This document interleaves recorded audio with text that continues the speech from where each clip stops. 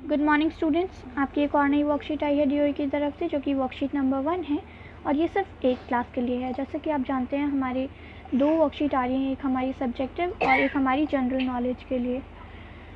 तो चलिए इसको शुरू करते हैं। और इसका जो विषय है, मतलब ये बेस्ड हिंदी पर है और इसका जो मेन टॉपिक है वो लाख की चूड़ियाँ चैप्टर 2 है हिंदी का। मेन उसी पर बेस्ड है, हिंदी की वर्कशीट है लेकिन लाख की चूड़ियाँ के बारे में हमें समझाया जाएगा। आज डेट है 10 सितंबर। आप इसे सब कुछ लेबल कर लेंगे, डेट, अपनी क्लास टीचर का नाम, अपना नाम और क्लास लिखकर। तो चलिए शुरू करते हैं अपनी वर्कशीट। बच्चों, इस कार्यकलाप के माध्यम से हम अपनी हिंदी की पाठ्य पुस्तक वसंत के दूसरे पाठ लाख की चूड़ियाँ के बारे में कुछ जानने और समझने का अभ्यास करेंगे। इसमें हम इस वर्कशीट में हम हिंदी के सेकेंड चैप्टर लाख की चूड़ियाँ के बारे में जानेंगे। यह एक कहानी है जिसका मुख्य पात्र बदलू है। जैसे कि आपको पता है कि हर एक चैप्टर में एक तरीके की वो स्टोरी ही होती है जो हमें कोई ना कोई सीख देती है। उसी तरीके से इसमें भी ये जो है ये एक स्टोरी है और ये स्टोरी जो है वो चैप्टर 2 में से ली गई है। और इसका जो मेन मुख्य पात्र है, मुख्य पात्र मतलब जो सबसे ज़्यादा मेन पर्सन है इसमें, वो बदलू है। बदलू क्या काम करता है? बदलू चूड़ी बनाने का कार्य करता है।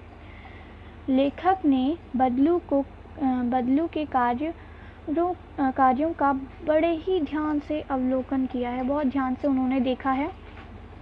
जो लेखक है उन्होंने बदलू के कार्य को, जैसे वो चूड़ियाँ बनाते हैं तो बहुत ध्यान से उसके बारे में देखा है वो कैसे करते हैं। तभी तो उन्होंने बदलू के काम करने के तरीके को नीचे लिखे पाठ के अंश में अच्छी तरह बताया है। तो बच्चों, कहानी की शुरुआत कुछ इस यूँ होती है। तो हमें यहाँ तक तो यही बता दिया कि क्या क्या है, कौन है इसमें मुख्य पात्र, वो क्या काम करता है और इसमें लेखक ने क्या किया है। तो चलिए अब आगे शुरू करते हैं। सारे गांव में बदलू मुझे सबसे अच्छा आदमी लगता था, क्योंकि वह मुझे सुंदर सुंदर लाख की गोलियां बनाकर देता था। और ये कौन बोल रहा है? ये लेखक बोल रहा है कि पूरे गांव में मुझे सबसे अच्छा आदमी बदलू लगता है। और क्यों लगता था? क्योंकि वो मुझे अच्छी अच्छी लाख की गोलियां बनाकर देता था। मुझे अपने मामा के गांव जाने का सबसे बड़ा चाव यही था कि जब मैं वहाँ से लौटता तो मेरे पास ढेर सारी गोलियाँ होती, रंग बिरंगी गोलियाँ, जो किसी भी बच्चे का मन मोह ले। मतलब लेखक जो थे वो इसलिए नहीं चाहते थे कि उनके मामा का घर है, वो उनका सबसे ज़्यादा मन इसलिए करता था वहाँ पर जाने का क्योंकि वहाँ पर लाख की गोलियाँ, बदलू जो थे वो उनके लिए, लेखक के लिए लाख की गोलियाँ बनाकर रखते थे या बनाते थे, जो कि वो लेखक को दे देते थे। और लेखक को वो लाख की गोलियाँ इतनी ज़्यादा पसंद थी कि उन्होंने कहा है कि वो गोलियाँ ऐसी होती थी कि वो किसी भी बच्चे का मन मोह ले। वैसे तो चलिए इसको थोड़ा सा ऊपर कर देते हैं। वैसे तो मेरे मामा के गांव का होने के कारण मुझे बदलू को बदलू मामा कहना चाहिए था, परंतु मैं उसे बदलू मामा न कहकर बदलू काका कहा करता था।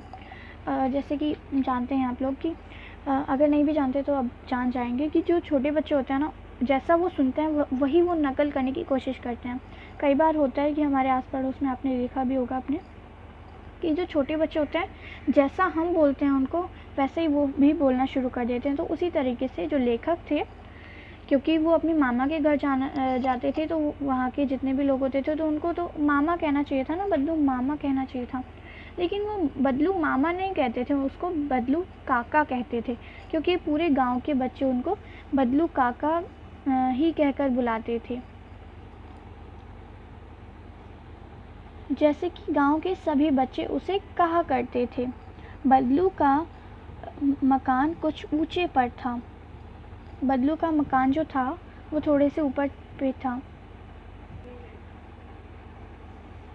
बदलू का मकान कुछ ऊंचे पर था।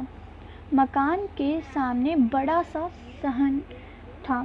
सन मतलब कि आपका यहाँ पे मान लो घर है और उसके आगे बड़ा सा ग्राउंड है जहाँ पे आपने कुछ भी नहीं बनवा रखा, या आपका या किसी और का है, मतलब वहाँ पे कुछ भी नहीं बनवा रखा, खाली मैदान है वो पूरा, जिसमें एक पुराना नीम का वृक्ष लगा था। वृक्ष मतलब पेड़, तो पुराना पेड़ लगा हुआ था उसी के नीचे बैठकर बदलू अपना काम किया करता था।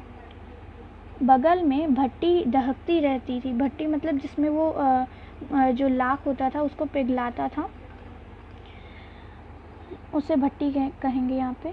वह लाख पिघलाया करता, उसी के अंदर वो लाख पिघलाता था और जैसे वो चूड़ियाँ बनाता था। सामने एक लकड़ी की चौखट पड़ी रहती जिस पर लाख के मुंगोली बनाकर मुलायम होने पर वह उसे सलाख के सामने पतला करके चूड़ी का आकार देता। मतलब कोई भी, जैसे आप प्लास्टिक की भी बनाते हो तो उसको पहले आप प्लास्टिक को अच्छे से क्या करोगे, उसको एकदम मेल्ट कर लोगे, उसके बाद उसको सॉफ्ट होने के लिए छोड़ दोगे, मुलायम होने के लिए, तभी तो उसका बना सकते हो ना, गरम गरम से थोड़ा ना बनाओगे। तो फिर एक चौखट रहती, कुछ इस तरीके का पीढ़ा टाइप होता है, लेकिन उससे थोड़ा बड़ा होता है, थोड़ा छोटा होता है। तो उस पर वो क्या करता, बेलन से, बेलन नहीं होगा मतलब एक तरफ से मोटी और एक तरफ से पतली, ऐसे कुछ, उससे वो चूड़ियाँ बनाया करता था। आगे देखते हैं। पास में 4-6 विभिन्न आकार की बेलनुमा मुंगेरियाँ रखी रहती थी। मुंगेरियाँ वही जो मैंने अभी आपको बताया, आगे से मोटी पीछे से पतली, तो जैसी उसको चूड़ी बनानी होती थी वो उसका यूज़ कर लेता था। रखी रहती जो आगे से कुछ पतली और पीछे से मोटी होती। लाख की चूड़ी का आकार देकर वह उन्हें मुंगोरी पर चढ़ाकर गोल और चिकना बनाता और तब एक एक कर पूरे हाथ की चूड़ियाँ बना चुकने के पश्चात वह उस पर रंग करता।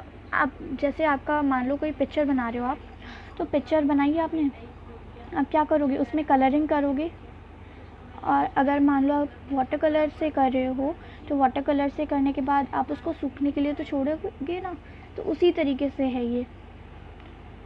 अब बच्चों चलिए देख लेते हैं अपने क्वेश्चन आंसर्स हैं, हमें कुछ दिए गए हैं। लेखक को मामा के घर जाना क्यों अच्छा लगता था? आपको पता है ना क्यों अच्छा लगता था, अभी हमने पढ़ा था। क्योंकि वहाँ पर जो बदलू काका थे उसके, वो उसे लाख की मुंगोलियाँ बनाकर देते थे, छोटी छोटी गोलियाँ बनाकर देते थे, सॉरी मुंगोलियाँ नहीं, गोलियाँ बनाकर देते थे, इसलिए उसको वहाँ पर जाना बहुत अच्छा लगता था। आपको छुट्टियों में किसके घर जाना अच्छा लगता है और क्यों? आपको कहाँ अच्छा लगता है, आपको वो बताना है, और क्यों अच्छा लगता है। जैसे मान लीजिए आप अपनी नानी जी के घर जाना बहुत पसंद करते हैं क्योंकि वहाँ पे बहुत ज़्यादा पेड़ पौधे हैं, और मुझे तो पेड़ पौधे बहुत पसंद हैं, इसलिए मैं अपनी नानी जी के घर ज़्यादा पसंद करती हूँ जाना। आपको जहाँ पसंद हो आप वहाँ लिख सकते हैं। तो अगला क्वेश्चन देखते हैं, ये वैसे आपको खुद करना है, लेकिन मैंने आपको छोटा सा क्लू दे दिया कि आप समझ के लिख सकें। सेकंड क्वेश्चन का आंसर देखते हैं। प्रस्तुत पाठ में लाख से बनने वाली चूड़ियों का जिक्र किया गया है। क्या आप कुछ अन्य पदार्थों के नाम बता सकते हैं जिनसे चूड़ियाँ बनाई जाती हों? क्योंकि एक तरीके से तो चूड़ी नहीं बनाई जाती ना, अलग अलग तरीके से बनाई जाती हैं। वो कांच से भी बनती हैं, प्लास्टिक से भी, और रेडियम से भी, अलग अलग तरीके से बनती हैं। बहुत सारे तरीके हैं, जैसे सोने से भी, गोल्ड जो होता है उससे भी बनती हैं चूड़ियाँ। बहुत सारी चीज़ें जिससे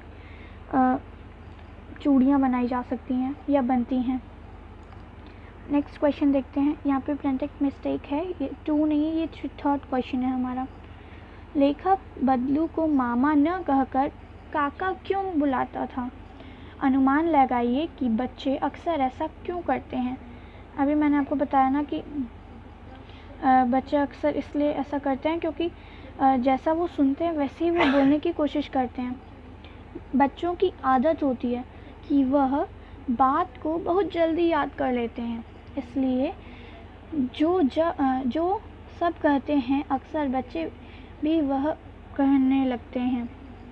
होता है ना ऐसा, आपके साथ भी होता होगा। अगर आपके साथ नहीं होता तो ध्यान दीजिएगा, आपके आस पड़ोस में होता होगा। चलिए नेक्स्ट क्वेश्चन देखें। देखिए बच्चों, लास्ट क्वेश्चन है ये हमारा, क्वेश्चन नंबर 4। क्या आपने किसी को घर में बदलू की तरह कोई सामान बनाते हुए ध्यान से देखा है? उसके बारे में अपने शब्दों में लिखिए। उसके बारे में लिखना है आपको। तो मैंने तो यहाँ लिख दिया नहीं। आपने अगर देखा हो कहीं तो आप लिख सकते हैं। तो इसी के साथ हमारी वर्कशीट कंप्लीट होती है। Hope you like this video.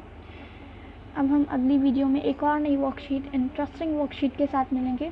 Thanks for watching.